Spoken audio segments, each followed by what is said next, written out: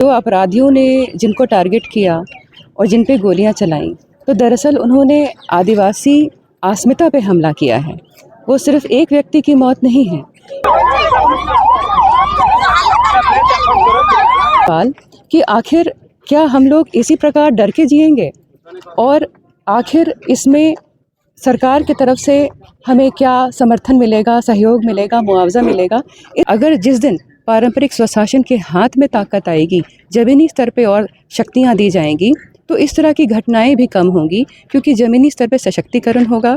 को लेकर जो है ये लोग बैठे हुए हैं कि आखिर जिला प्रशासन की ओर से कब जो है अपराधी को गिरफ्तार करेंगे। उस नियमावली में त्रुटियां हैं जिनका संशोधन करना अति आवश्यक है, नहीं तो ऐसा सबको प्रतीत होता है कि कहीं न कहीं समाज के लिए बहुत नुकसानदेह होगा। है प्रशासन पे खड़ा सवाल है, लगातार ऐसी आपराधिक घटनाएं घट रही हैं। आप लोग कैसे देखते हैं? आक्रोशित हैं लोग, सड़कों पर है।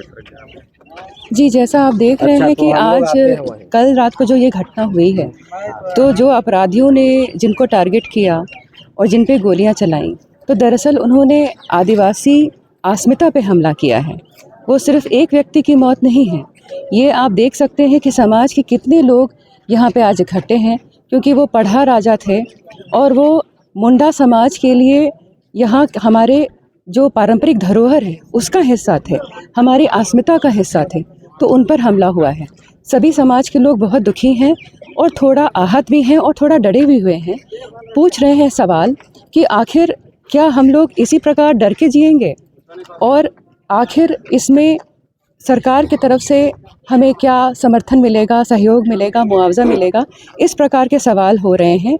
किंतु जो क्षति हुई है उस परिवार को और उस समाज को, कि जो जिस व्यक्ति की मौत हुई है तो उसकी भरपाई तो अब नहीं हो पाएगी, लेकिन कम से कम जो समाज की प्रतिष्ठा है, गरिमा है, आत्मसम्मान है, कम से कम उसको दोबारा उसको जोड़ने का समाज को कुछ उचित दिशा में कदम प्रशासन द्वारा मुझे पूरी उम्मीद है कि उठाया जाएगा। और अभी सभी लोग जो हैं बहुत ही आहत हैं, दुखी हैं, आक्रोशित हैं, और हम सब भी इस माहौल में साथ देने आए हैं समाज का, यही कहना चाहूँगी। एक तरफ ऐसा कानून मिलती है, मजबूत करने की बात कही जाती है, दूसरी तरफ ऐसी घटनाएं अगर घटती है, कितना कमज़ोर है होगा कानून? देखिए, कानून कमज़ोर नहीं है, लेकिन मैं ये ज़रूर कहूँगी कि पेशा कानून में जो ज़मीन संबंधित जो प्रावधान थे उन्हें और मजबूती देने की आवश्यकता है। किंतु ये जी, हमने राज्यपाल महोदय, माननीय राज्यपाल महोदय से भी एक हमारी टीम ने जाके मुलाकात की थी, और मैं कहूँगी कि उस प्रावधान को और मजबूती देने की ज़रूरत है। जो समाज है, क्योंकि ये 5वीं अनुसूची क्षेत्र है और ये सामान्य क्षेत्र की तरह नहीं है, तो यहाँ जो पारंपरिक जो स्वशासन है उसको मजबूत करने की ज़रूरत है।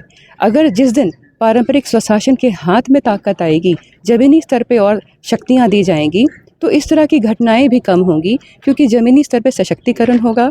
और इस तरह का जो वो लोग इस तरह का अपराध करने का हिम्मत जुटा पा रहे हैं अपराधी, वो ऐसा नहीं कर पाएंगे। कमजोरी कहाँ है मैडम? क्या मानते हैं कि जो बातें की जा रही कि डीसी को ज़्यादा पावर दे, जो राज्यपाल को पावर होनी चाहिए थी वो पावर डीसी को दे दिया गया, जिन सब जो चीज़ें हैं उन पर, जिस पर ग्राम के लोगों का अधिकार होना चाहिए, वो कुछ कमियां दिख रही है आपको उस कृत्य में? आपने पढ़ ली पूरी? जी हाँ, देखिए, उसमें मैं कहूँगी कि पहली बात तो नियमावली लागू हुई है 25 साल बाद, ये बहुत बड़ी बात है। और ये महज संयोग नहीं है कि नियमावली लागू हुई है और उसके साथ ही अपराधियों द्वारा ये अपराध को अंजाम दिया गया है। ये कोई महज संयोग नहीं है। हो सकता है उनके मन में कहीं ना कहीं कोई डर हो, ऐसा संभव है, लेकिन उस नियमावली में त्रुटियां हैं जिनका संशोधन करना अति आवश्यक है, नहीं तो ऐसा सबको प्रतीत होता है कि कहीं ना कहीं समाज के लिए बहुत नुकसानदेह होगा। तो खासकर ज़मीन के संबंधित जितने भी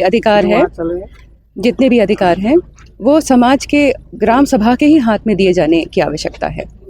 वर्तमान में वो जो अधिकार हैं, अवैध भूमि पे कब्जा और इस प्रकार के जो अधिकार है, वर्तमान में वो जिला उपायुक्त के ऊपर केंद्रित हैं, लेकिन इन अधिकारों को ग्राम सभा को देने की ज़रूरत है, जो कि पेशा 1996 का मूल उद्देश्य भी है।